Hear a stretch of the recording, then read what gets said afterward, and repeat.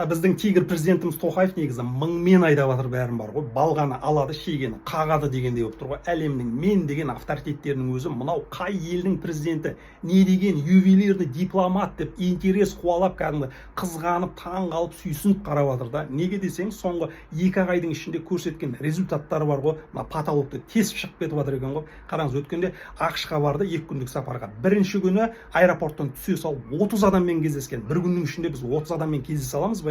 Жақсы болса анандай, не деген тірлік істеп жүр.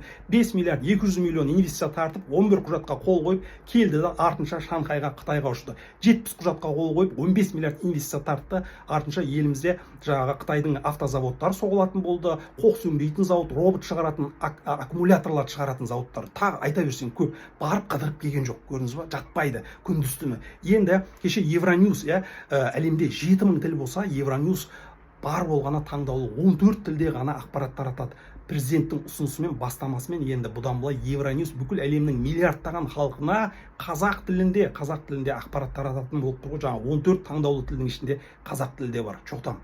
Енді бұл аз десеңіз, кеше рейтинг шықты. Бүкіл әлемдік инвестициялық қауіпсіздік бойынша Қазақстан сол жерде Орта Азия елдерінің ішінде 1-ші орында алып тұр. Ал әлемдік рейтингте 150 ел қатысқан, соның 53-ші орында Қазақстан тұр. Тіпті Ресейдің өзі 71-де, Өзбекстан 81-де, Қырғызстан 96-да, Тәжікстан 97-ші орында. Не деген результат, көрдіңіз ба? Сөйтіп, кеше Омскқа барды, Путинмен кездесті, дерзко айтарын айтып тастады. Украинадағы соғысты тоқтату керек, анау-мынау деп ақпарат құралдары шулады. Не деген президент Путинге үйтіп ешкім айтпаған ғой депше таң қалып жатыр. Сондықтан таң қалатын жағдай, достар, үлкен жастағы кісі действительно ювелирный дипломат, тірлікті бітіріп жатыр. Барлығы өзі үшін болса, мысалы, Африкадағы диктаторлар құсап, аяқты көтеріп қойып жатса да болады. Жоқ, осы істеп жүрген барлығы халық үшін, ел үшін, күндіз-түні еңбек етіп тірлік істеп жатыр. Мен енді шынымен кәдімгі таң қалдым.